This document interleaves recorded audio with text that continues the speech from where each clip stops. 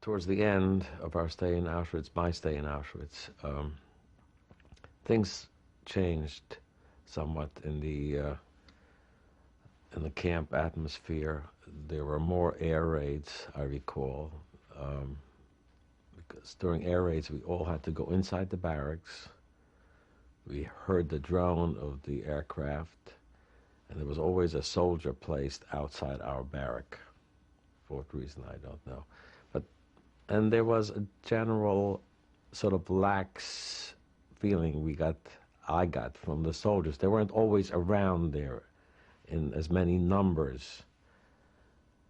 And then all of a sudden, at one point, we were asked to line up or to congregate, and I think they were going to load us, that's my thoughts, they were going to load us onto a truck, and we were going to be taken to gas chambers. I remember the feeling because it was probably the first time I really felt fear, an instinctive fear, like an animal knows when it's going to die. There's something about this action that terrified me.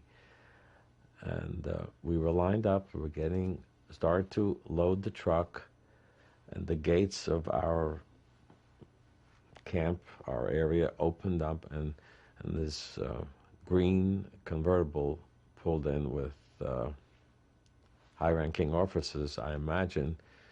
I do recall seeing the boots more than the hats, but whoever it was, and I think I heard later that it might have been Mengele who stopped this whole thing from happening. Was at the very end. When we were finally released or taken out of the camp, we were still marched out by German soldiers during the night. It was a very cold night, and we had to keep marching. Anybody that stopped or fell out of line was shot, and that was it. We just kept going. That was I should mention that all of a sudden, while we were on the march, there was gunfire in the back, artillery was rumbling in the back. All of a sudden, the Germans, guards all around, disappeared. They were gone. They were just not there. And a very short time later, Russians all around us, on horses, Russian, loud, and they marched us into an area where there were some food stores, and that was pretty chaotic. What happened when you saw food? Well, everybody ran for it. I didn't know what I saw. I just knew that this was good stuff to get. And I was so little, I got pushed aside. And when I finally got there, all I got is a can, a gold-colored can. It looked huge to me. I don't know how big it really was. When we opened it, it was sauerkraut. I remember that very distinctly.